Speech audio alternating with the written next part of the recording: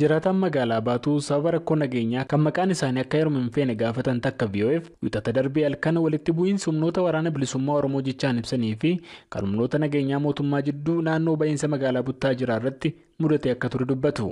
Guyyaa wiixataa galgala sa'aatii 5 irraa kaasee taatichi haga sa'aatii 9tti fufe. Taateen yoo kan taa'ame waraana lamaan gidduutti hidhattoota mootummaatii fi waraana adda bilisa uummata Oromoo gidduutti.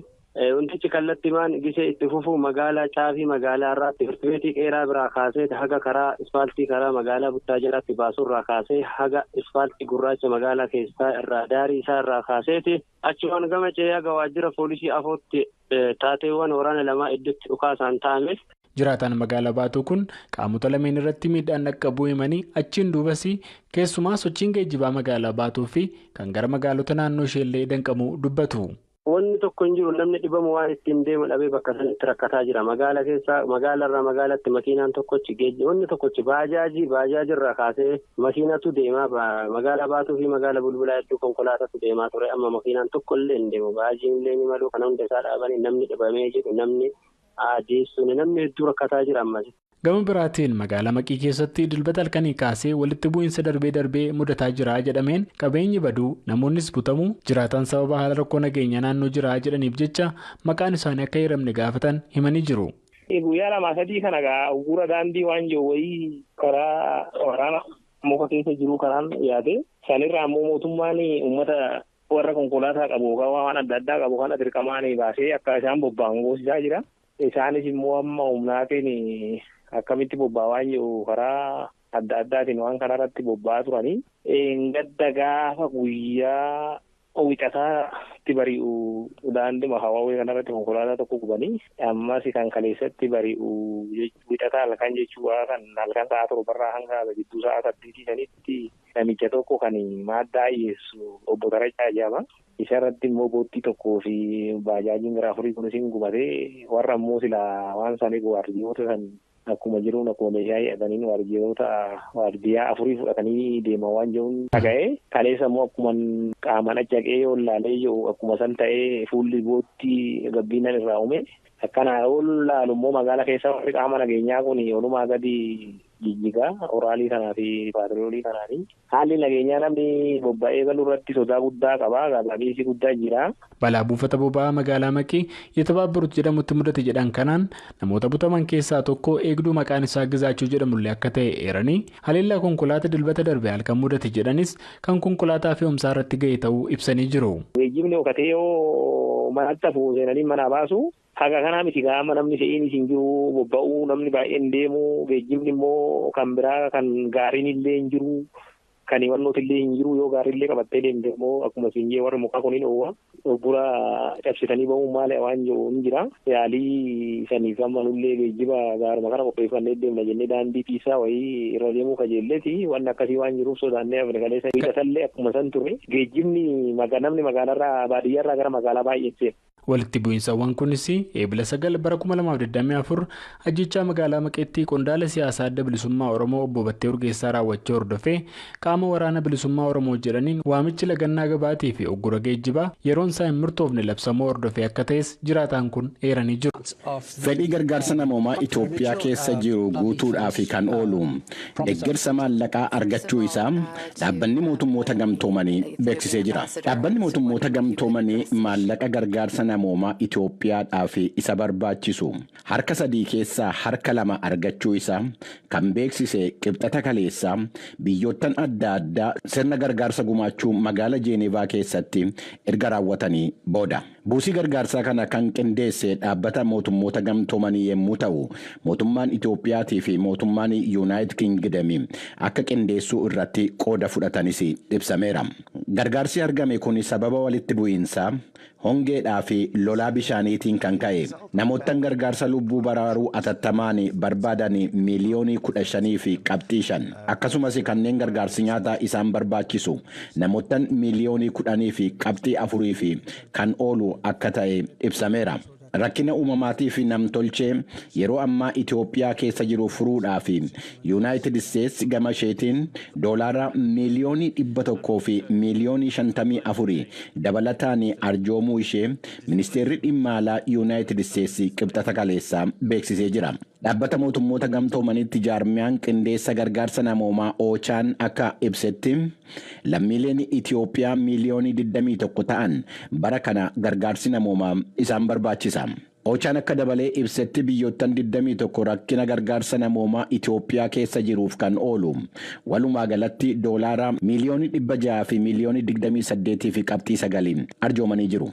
Walga'ii qibxata kaleessaa waajjira dhaabbata mootummoota gamtoomanii Awurooppaatti argamu Jeenevaa keessatti qophaa'e kana kanneen qindeessan keessaa tokko kan taate Biriteen mataa isheetti doolaara miliyoonii 100 fi miliyoonii 25 kan gumaachite yommuu ta'u biyyoottan gamtaa Awurooppaa doolaara miliyoonii 100 fi miliyoonii 39 arjoomuun isaanii beekameera. Gargaarsa argame kana keessaa caalaa kan gumaachites Yuunaayitid Isteetsi akka ta'e ibsameera. Rakkina namoomaa Itoophiyaa keessa jiru furuudhaaf maallaqni doolaara biliyoonii 1 akka isa barbaachisu dhaabbanni mootummoota gamtoomanii beeksisee jira.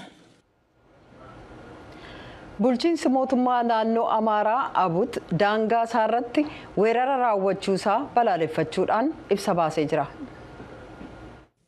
Addi bilisummaa uummata Tigraay yookaan TPLF yeroo afuraffaadhaaf weerara ifa ta'e naannoo Amaaraa irratti raawwachuu isaa kan hime ibsi mootummaa naannoo Amaaraa weerarichi waliigaltee nageenyaa Piriitooriyaa keessatti taasifame guutummaatti kan diigu akka ta'e eeree jira. Addi bilisummaa uummata Tigraay bakkaawwan humnaan qabate atattamaan gallakkisee ba'uudhaa baannaan biyyattiin akka hin diigamneef jecha akka tarkaanfii fudhatu kan ibse mootummaan naannoo Amaaraa ijaarsa siyaasaatii fi nageenyaa sadarkaa adda addaarra jiranuu fi jiraattota naannoo Amaaraa akkasumas mootummaa federaalaatii fi waamicha taasisuun isaa beekameera. Haaluma walqabateen paartiin mormitootaa kutaa naannoo Amaaraa keessa socho'u Abinni jedhamee beekamu weerara raawwatameera jedhe kana mormee weerarichi naannoo raayyaa qofatti waan dhaabbachuu hin dandeenyeef mootummaan federaalaa akka tarkaanfii fudhatu gaafatee jira. Dhimma kanarratti yaada addi bilisummaa uummata Tigraay qabu gaafachuudhaaf yaaliin gabaastonni sagalee Ameerikaa taasisan akka milkaa'uu hin dandeenye beekameera. Bulchaa itti aanaa mootummaa yeroo kan naannoo Tigraay ta'an Jeneraal Taaddasee Warradee walitti bu'iinsi kutaa raayyaa keessatti raawwatame milishoota naannoo Tigraay irraa buqqa'anii fi hidhattoota naannoo Amaaraa kutaa raayyaa Allaamaaxaatti argaman gidduutti akka ta'e ibsaniiru. Walitti bu'iinsa kutaa raayyaa Allaamaaxaatti taasifame kanaan kan ka'e jiraattonni naannoo magaalaa Allaamaaxaatii fi Korem irraa buqqa'anii magaalaa Qobboo keessatti qubatanii lakkoofsi isaanii dabalaa deemaa jiraachuu isaa kan ibse gabaasni Masfinarraagee magaalli Allaamaaxaatii fi naannoon isaa yeroo ammaa to'annoo raayyaa ittisa biyyaa jala jiraachuu isaa kantiibaan magaalaa Allaamaaxaa obbo Haayiluu Abarraa himuu isaanii beeksiseera. Godina bulchiinsa hawaasaa Awwii aanaa Jaawwii keessatti wixata darbe hidhattoota mootummaa faannoo gidduutti walitti bu'iinsa uumameen namoonni 5 du'uu akka hin oolle jiraattonni ibsaniiru. Maqaan isaanii akka hin tuqamne ka gaafatan jiraattonni magaalaa Jaawwii kibxata kaleessaa meeshaa gurguddaan mana jireenyaa rukutee namoonni nagaan du'uuf miidhamuudhaaf saaxilamuu isaanii dubbataniiru.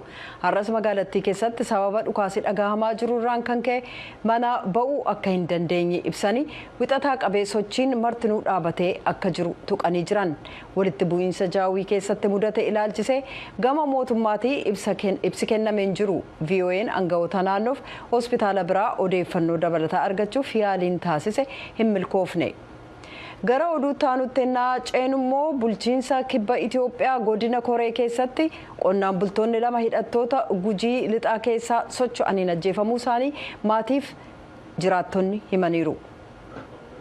Jiraattota aanaa Gorkaa ganda daannoo keessatti guyyaa kaleessaa ajjeefaman keessaa tokko kan ta'anii fi obbo Siisaay Cabbaqeetii fi eessuma akka ta'anii namni sagalee Ameerikaatti himanii obbo Yifiruu Yoonaas firri isaanii kan ajjeefamanii ooyiruu isaanii keessatti yemmuu loon tiksaa turanii akka ta'e dubbataniiru. Namni lammaffaan ajjeefamaniiru jedhamanuu fi obbo Baqqalee Geeddoo jedhamanu nama qaamni isaanii miidhamoo ta'e akka ta'e kan ibsanii jiraattonni gandichaa ajjeechaa kana kan raawwatanii hidhattoota bulchiinsa naannoo Oromiyaa godina Gujii lixaa aanaa Galaanaa keessaa garasitti ce'aniin akka ta'e himaniiru. Namoota miseensota saba koree ta'an kun hidhattootaan ajjeefamuu isaanii itti gaafatamaa dhimma nageenyaa godina koree kan ta'an obbo Tafarraa Bondooraa ibsa sagalee Ameerikaatiif kennaniin mirkaneessanii jiru. Dhimma kanarratti deebii hanga'oota godina Gujii Lixaa aanaa galaanaarraa argachuudhaaf yaaliin bilbilaan taasifame akka hin milkoofne kan ibse.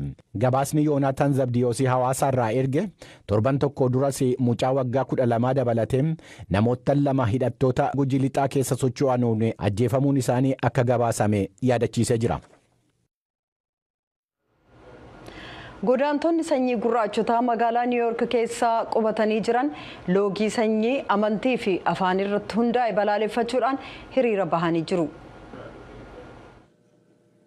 Godaantonni Afrikaa irraa dhufanii koola galtummaa gaafachaa jiran 1,500 ta'anii caalaan isaanii biyya Giinii irraa kan godaananii fi kan galma bulchiinsa magaalaa New York fuulleetti hiriiran wixinee seeraa bulchiinsi magaalichaa dhimma godaantotaa irratti baasuudhaaf qopheesse irratti mari'achuudhaaf yemmuu walga'ii irra jiranutti akka ta'e beekameera.